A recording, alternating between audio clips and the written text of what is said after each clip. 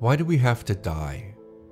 It's a question with answers in biology and religion, answers that are steeped in inevitability and answers that ring with hope or even defiance. Darren Aronofsky's 2006 film The Fountain confronts death and declares that it is not something to fear but to welcome, which is easier said than done. Tom, a neurosurgeon, is trying to develop a cure for his wife, Izzy. She is writing a book, The Fountain, as a way to deal with her impending death and her husband's quest to save her. In the book, Tom is a conquistador in search of the Tree of Life, and she is his queen, betrothed to him if he finds it. He describes his foe, the Inquisitor, as someone who must be cut out, much in the way that Tom in the present day must cut out Izzy's cancer. Figuratively, she is the object of Tom's quest. A healthy Izzy, a rejuvenated, resurrected Izzy. Queen Isabella's dress has a tree pattern, and she stands behind a border with a similar shape. Izzy dies, and Tom comes to believe that death itself is only a sickness, and where there is a sickness, there is a cure.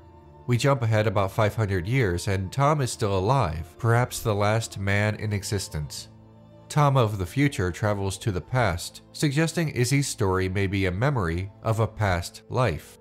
Their lives repeating in similar variations throughout time. He travels through space to a nebula in hopes of resurrecting Izzy and being with her again. Another way of looking at the film is that when Izzy asks Tom to finish her book after her death, the future segment could be this final chapter, Tom writing out his grief and accepting his wife's passing. However, the first interpretation that this is a singular story most closely fits the narrative and has the least contradictions because Tom is shown to remember the past. But could it be possible that both interpretations are true, even though they contradict one another? Maybe this film that stretches across space and time could also stretch across reality so that neither is true, or both are true. Also, maybe the search for a codified narrative is less important, even inconsequential, to search for a more spiritual meaning. Understanding the film is not about placing one scene after another or anything so mundane. The Fountain is not so much a puzzle as it is a prayer. Death is a disease. It's like any other. And there's a cure. A cure. And I will find it. In The Fountain, we see existence as cyclical, a circle. The story itself is a circle. When Tom dies and the tree is resurrected, it creates their universe. The universe loops itself. When Tom travels into the past, he is referred to as First Father. Earlier in the film, Izzy tells Tom the story of the First Father from a Mayan creation myth. First Father sacrificed himself to make the world, much as Tom dies at the end to create the world. The Tree of Life bursts from the first man's stomach, which has literally happened to Tom in the past and figuratively in the future, as Tom's death allows the Tree of Life to live again. In the myth, the First Father's head became Xibalba, the nebula, and Tom dies in Xibalba, leaving a piece of himself there. The universe is cyclical. Death is an act of creation. Izzy says that her book begins in the place that it ends. We see Tom's tattoos in a scene in the future. He tracks time with rings around his arm, much like the rings of a tree that show the passage of time. When Tom flies towards Xibalba, we see a series of concentric rings. The spaceship itself is a sphere. And of course, the wedding ring, the symbol of commitment. Remember, Tom loses it twice in the film, first in the past and then in the present. Future Tom recovers the ring from past Tom because it completes the circle. He earns the ring. Tom loses the ring as he drinks the sap from the Tree of Life, hoping to live forever. In the present, Tom loses the ring during surgery instead of spending time with Izzy. This surgery is an experiment in prolonging life.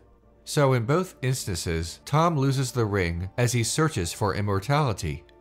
Finally, in the future, he is worthy of the ring because he recognizes that death is part of life. His acceptance, his epiphany, allows him to wear the ring. To complete the circle, Tom is the first father, but also the last man in the universe. The Last Man, as a matter of fact, was the working title to this film. As the credits roll, stars begin to appear, showing the creation of a new universe. The wheel is a common shape in Eastern religious beliefs. The Wheel of Becoming is an ancient Buddhist symbol of the process of existence. At its centers are desire, hatred, and ignorance. Past Tom's desire for eternal life, present Tom's desire to save Izzy, and future Tom's desire for eternal life for both of them. The color gold is repeated endlessly in the film, connecting desire, the Spanish conquest, and even fool's gold, coveting something seemingly valuable only to discover it is not. The rim of the wheel is divided into 12 sections that show life, birth, death, and, appropriately for this film, reincarnation. Life coming from death. Death as an act of creation. Wheel iconography is common in Buddhism and Hinduism. Aronofsky has said that the shapes of the film show us the changing of society and perhaps the progression of a single life. The past is a triangle, the pyramids. The present is full of squares, the uniformity of modern life. The future is a circle, rebirth, cycle. In the past, Spain is besieged by an inquisitor, a man who flagellates himself and condemns others to death for their apparent lack of devotion to the faith. The Inquisitor even condemns Queen Isabella for her apparent heresy. She believes that the Tree of Life exists in New Spain, meaning the Spanish colonies in the New World. The film rejects the Inquisitor's worldview through his abhorrent behavior, but also based on how Tom achieves inner peace and how he progresses through the story. The Fountain takes a more esoteric and varied perspective on spirituality, a universalist approach, meaning one that encompasses many faiths. The Book of Genesis is referenced at the beginning of the film, but it is visually referenced again in less explicit terms later in the film when Tom meets a Mayan who guards the Tree of Life. This is a reference to the flaming sword that protects the Garden of Eden after the fall of man. There were 2 trees in the Garden of Eden. The more famous one is the Tree of Knowledge of Good and Evil. There is a second tree in the garden that receives less attention, the Tree of Life. It is suggested by the text that this expulsion from the garden was the reason human beings die. They no longer have access to the Tree of Life. Mayan mythology is connected to Judeo-Christian beliefs by having this man, who believes in the creation myth of the first man mentioned earlier, also be the cherub with the flaming sword in Genesis. In some traditions, the guardian is Uriel, an archangel. This Mayan either is or represents Uriel. Will you deliver Spain from bondage? Upon my honor and my life. Then you shall take this ring to remind you of your promise. At the beginning of his quest, the Queen tells Tom that when he discovers the Tree of Life, she will become his Eve, an overt reference to Genesis. However, it has another layer of meaning.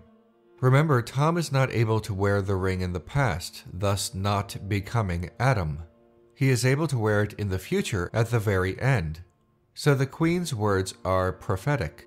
Only when he truly connects to the tree at the end of the film does she become Eve, the first woman, and he can become Adam, the first man, otherwise called the Mayan First Father. The tree is also based on Kabbalah's Sephirot, which depicts a kind of map of creation to understand how God created the world. Again, another reference to creation from nothingness. The film tells us that the Inquisitor's view of spirituality is both flawed and narrow, whereas the Universalist view holds greater truths. Tom is introduced to us through his eyes. He is shrouded in darkness. As the film progresses, he becomes closer and closer to the light, to his enlightenment. The film itself starts in darkness and ends with white credits. Of the film, Aronofsky has said, "The desire to live forever is deep in our culture. Every day, people are looking for ways to extend life or feel younger. People are praying to be young and often denying that death is a part of life. But we've become so preoccupied with sustaining the physical that we often forget to nurture the spirit." So that's one of the central themes I wanted to deal with in the film. Does death make us human? And if we could live forever, would we lose our humanity? Judeo-Christian beliefs are referenced in the film, and one tenet common in said beliefs is that death is God's limitation imposed on humanity, thus making it a fundamental trait of being human. However, the book of Isaiah refers to a time in which God will swallow up death. Characters in the film refer to death as the road to awe, the answer to our everlasting questions.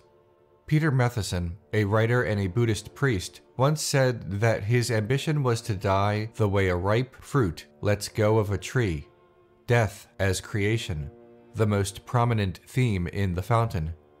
Immortality is not a prerequisite for meaning or happiness. We are all going to die, and though that may be frightening, there is some solace that we are the lucky few who are able to live. The fact that it happened at all makes life valuable. In the film, Tom is too busy working on a nearly impossible cure for Izzy that he does not spend enough time with her in her last moments. She wants him to come see the first snow of the season, but he says he is too busy. His intentions are good, but his goal is beyond his grasp. He does not accept that she is dying. Even after her passing, Tom believes that death can be cured. The film does not answer why we must die. Instead, it only answers that we do, and that an acceptance of this is necessary to living a full life. Hi everyone, if you like what I do, please click on the orange Patreon link below. That's how this show happens. It's also the only way to request an episode. Also, there are other benefits to pledging, so check it out. The information is on my Patreon page. I'll see you next week.